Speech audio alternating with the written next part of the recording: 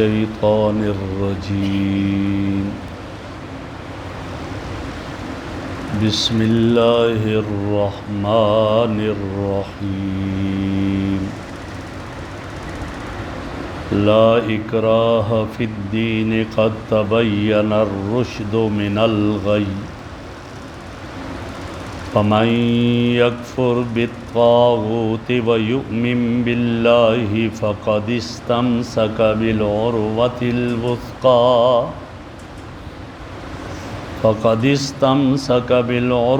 الوثقى لا انفصام لها والله سميع عليم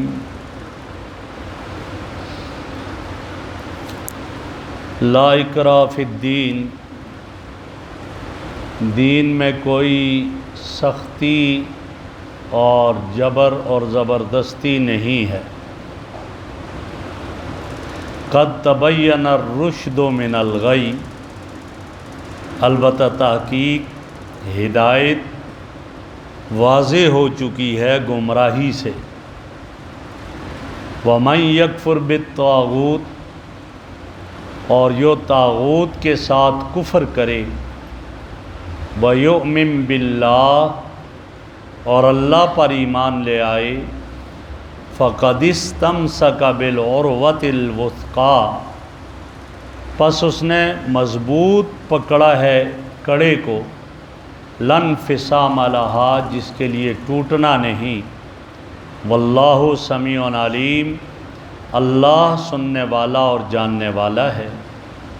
اللہ ولی الذین آمنوا، اللہ کارساز ہے، مددگار ہے ان لوگوں کا جو ایمان لائے، یخرجہم من الظلمات الی النور، نکالتے ہیں ان کو اندھیروں سے روشنی کی طرف، والذین کفروا، اور وہ لوگ جنہوں نے کفر کیا، اولیاؤہم الطاغوت، ان کے دوست اور ان کے ساتھی طاغوت اور شیطان ہیں، یخرجونہم من النور الی الظلمات، وہ ان کو روشنی سے تاریکی کی طرف نکالتے ہیں، اولئک اصحاب النار ہم فیہا خالدون، یہ لوگ جہنم والے ہیں، ہمیشہ ہمیشہ اس میں رہیں گے۔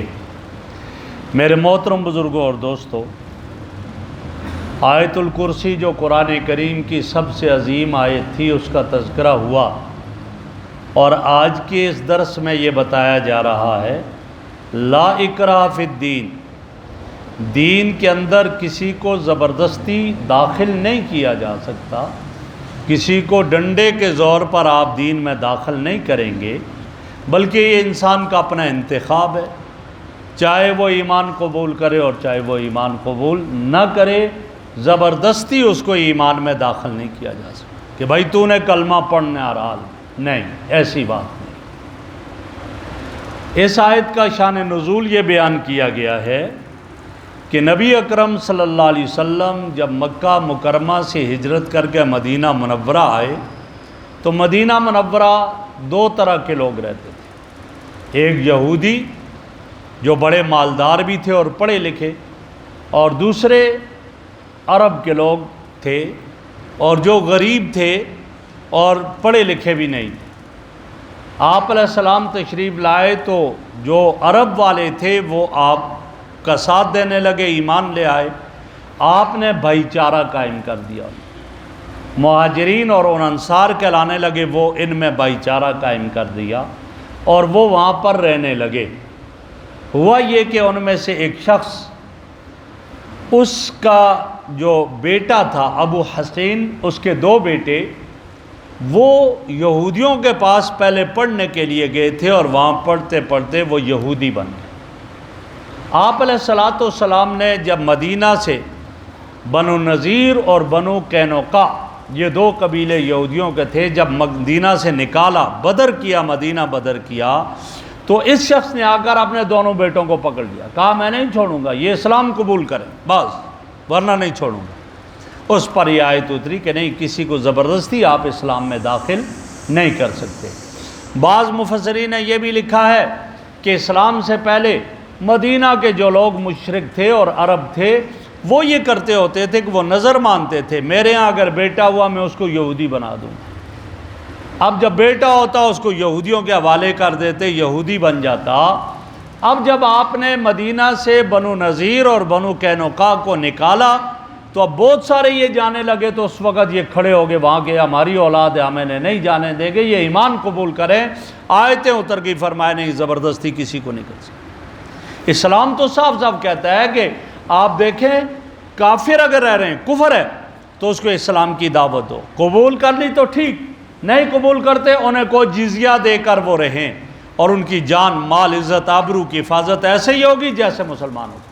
اب بھی نہیں ہے تو پھر اس کے بعد جہاد کا حکم ہے, ورنہ فوراً جہاد کا حکم نہیں. تو کسی کو زبردستی مار کر اسلام میں داخل نہیں کیا جا سکتا. لیکن لوگ اس آیت کا غلط معنی لیتے ہیں. وہ کہتے ہیں کوئی بات نہیں, گناہ کرتا رہے کرے, اسلام میں کوئی جبر نہیں ہے. نہ, اسلام میں داخل کرنے کے لیے جبر نہیں ہے. جب داخل ہو گیا تو اب اسلامی اصولوں کی پابندی کرنا لازمی ہے. ایک آدمی کو زبردستی اسلام میں داخل نہیں کیا جائے گا. اپنے اختیار اور اپنی مرضی سے جب اسلام میں داخل ہوا ہے, اب اگر چوری کرے گا اب اس کا ہاتھ کاٹا جائے گا. یہاں یہ نہیں کہا جائے گا جی اسلام میں زبردستی نہیں ہے, کیوں آپ زبردستی کر رہے ہو. اب یہاں زبردستی ہے, اسلام میں داخل کرنے کے لیے زبردستی نہیں. جیسے ایک قانون, آپ پاکستان کے شہری ہیں, اگر جب تک آپ پاکستان کے شہری نہیں, پاکستان کے قوانین آپ پر نہیں لاگو, لیکن اب شہری بن گئے, جب نیشنلٹی مل گئی, اب آپ اگر اشارہ ریڈ اشارہ کراس کریں گے آپ کو جو ہے وہ چالان کیا جائے گا. آپ کہیں جی زبردستی کیوں ہو رہی ہے, نہیں, اب آپ کے لیے لازمی ہے کہ آپ ان قوانین کو مانیں, آپ ان کو پورا کریں. اب لڑائی کرے, کسی کو قتل کرے گا, بدلے میں ناحق قتل کیا, اس کو بدلے میں قتل کیا جائے گا. یہ زبردستی ہے. اس کو اس سے نہ جوڑا جائے جی اسلام میں زبردستی نہیں. اسلام میں داخل ہونے کے لیے زبردستی نہیں ہے, لیکن اب اسلام میں داخل ہو چکا ہے, اب اسلام پر چلنے کے لیے زبردستی ہوگی. شادی شدہ ہے, زنا کرتا ہے, سنسار کیا جائے گا, شریعت نے کہا. اور اس طرح غیر شادی شدہ ہے, کوڑے مارے جائیں گے. چوری کرتا ہے, ہاتھ کاٹا جائے گا. ناک کسی کو قتل کرتا ہے, بدلے میں اس کو قصاصاً قتل کیا جائے گا. یہ سختی اسلام میں ہے. جبھی تو جا کر وہاں امن پیدا ہوگا, جبھی جا کر وہاں سکون ہوگا. آج ہماری عدالتوں میں تو یہی ہے, قاتل جاتا ہے, گرفتار ہوتا ہے, کہتے کوئی مسئلہ نہیں ہے, میں کل رہا ہو جاؤں گا, ضمانت کر کے آ جاتا ہے, دوبارہ وہ اسی پر چلا جاتا ہے. لہٰذا یہ ہوتا ہے, حالانکہ اگر ایک دو سزائیں ہو جائیں, آئندہ کے لیے کچھ بھی نہ ہو, امن آ جائے. تو یہاں یہی فرمایا لا اکراہ فی الدین, کہ دین میں داخل ہونے کے لیے زبردستی نہیں ہے, لیکن جب دین میں داخل ہو گیا اپنی مرضی سے, اب دین پر چلنے کے لیے زبردستی کی جائے گی, تم چلو. دین میں داخل ہونے میں زبردستی نہیں. حضرت عمر رضی اللہ تعالیٰ عنہ کا زمانہ, امیر المومنین ہے, ایک بڑھیا یہودیہ ہے. حضرت عمر نے اپنے دوستوں سے کہا اس کو دعوت دو اسلام کی. اس کو کہا اسلام میں داخل ہو جاؤ. وہ کہنے لگی میں یہودیت میں بوڑھی ہو چکی ہوں, اب میرا ضمیر نہیں مانتا کہ میں یہودیت کو چھوڑ دوں, نہیں میں نہیں چھوڑنا چاہتی ہوں. حضرت عمر نے فرمایا رہنے دو, اسی حال میں رہنے دو, لا اکراہ فی الدین, اس کو زبردستی آپ اسلام میں داخل نہیں کر سکتے ہیں. لہٰذا یہ اپنی حالت پر ہے, ٹھیک ہے, وہ یہودیت پر رہتی ہے, یہودیت پر رہے, کوئی اس پر جبر نہیں کیا جا سکتا. فرمایا قد تبین الرشد من الغی, فرمایا کہ بالکل ہدایت گمراہی سے واضح ہو چکی ہے, اب کوئی اشتباہ باقی نہیں رہا, بدی کا امتیاز کھل کر سامنے آ گیا. لہٰذا جو شخص اپنی مرضی سے اسلام میں داخل ہونا چاہے اور بغیر کسی تردد اور جھجک کے وہ اسلام قبول کر لے, اور جس کا دل نہیں مانتا تو وہ ایمان نہیں لاتا ہے, تو بے شک وہ ایمان نہ لائے, اس سے زبردستی اسلام میں داخل نہیں کیا جائے گا.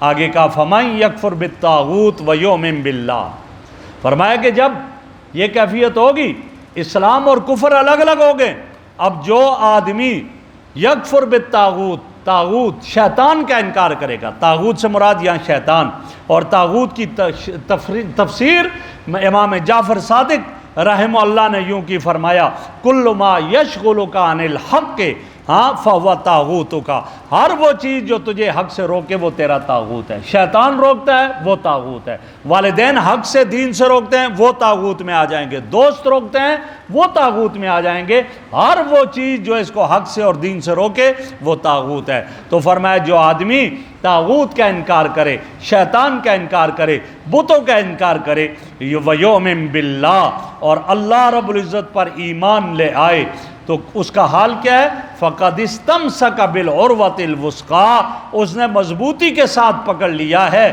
کس کو؟ مضبوط کڑے کو پکڑ لیا، لَنْ انفصامَهَا، جس کے لیے ٹوٹنا نہیں، وہ کڑا نہیں ٹوٹے گا۔ کیا معنی؟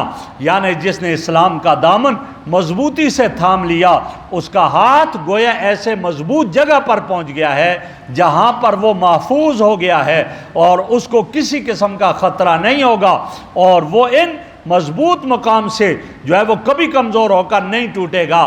مانا کیا؟ اب وہ کڑا تو نہیں ٹوٹتا، یہ رہے گا، لیکن ہاں اگر خدا نخواستہ خود ہی مرتد ہو گیا، خود ہی اسلام کو چھوڑ دیا، تو یہ کڑے کو چھوڑ تو سکتا ہے لیکن وہ کڑا ٹوٹتا نہیں ہے۔ اسلام اتنا مضبوط ہے، یہ کڑا کبھی نہیں ٹوٹتا۔ ہاں خود چھوڑ دے، گمراہ ہو جائے تو وہ الگ بات ہے۔ لہٰذا فرمایا جو اس پر قائم رہے گا اس کا یہ حکم ہے۔ واللہ سمیع علیم، اللہ رب العزت سننے والے اور جاننے والے ہیں۔ آگے ارشاد فرمایا کہ وہ کون لوگ ہیں، کیسے ہیں جو مضبوطی سے کڑے کو پکڑنے والے؟ فرمایا اللہ ولی الذین، اللہ ان لوگوں کا مددگار ہے، اللہ ان لوگوں کا کارساز ہے، اللہ ان لوگوں کا دوست ہے، اور کیا کرتا ہے؟ یخرجہم من الظلمات الی النور، اللہ اندھیروں سے روشنی کی طرف لے جاتا ہے۔ ظلمات ظلمت کی جمع ہے، بہت سارے اندھیرے، اور نور ایک ہی ہے۔ یہاں کہا اللہ اندھیروں سے روشنیوں کی طرف لے آتا ہے، کیوں؟ اس لیے کہ کفر کو ظلمت قرار دیا، اور اس کی کئی قسمیں، بتوں کی پوجا کرنا یہ الگ ظلمت ہے، چاند ستاروں کی عبادت کرنا الگ ظلمت ہے، اور کسی چیز کی عبادت کرنا الگ ظلمت ہے۔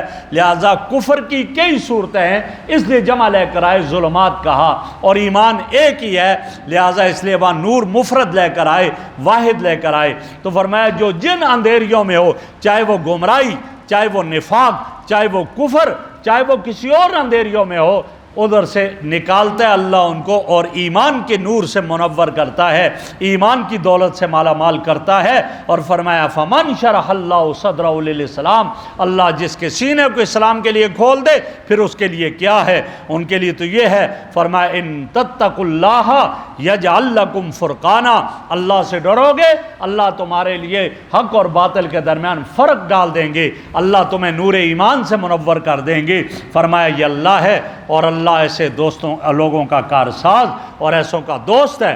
والذین کفروا اولیاءہم الطاغوت، اور جو کفر کرتے ہیں، جو نفاق کرتے ہیں، جو کفر پر جاتے ہیں، بتوں کی عبادت کرتے ہیں، اور جنات کو حاجت روا مشکل کشا سمجھتے ہیں، فرمایا یخرجون من النور الی الظلمات، یہ ان کے دوست، یہ شیطان ان کو نور سے نکال کر اندھیروں میں لے جاتے ہیں، تاریکیوں میں لے جاتے ہیں، گمراہیوں میں لے جاتے ہیں، کفر میں لے جاتے ہیں، لہذا ادھر یہ لوگ چلے جاتے ہیں، اور یہ حال ہے۔ اولئک اصحاب النار هم فیہا خالدون، یہ کافر تو ہمیشہ ہمیشہ جہنم میں رہیں گے، یہاں سے نکلیں گے نہیں، ان کا یہ نتیجہ ہے۔ اور ایمان والوں کا نتیجہ کیا ہے؟ وہ جنت میں رہیں گے، ان کا ٹھکانہ جنت ہے۔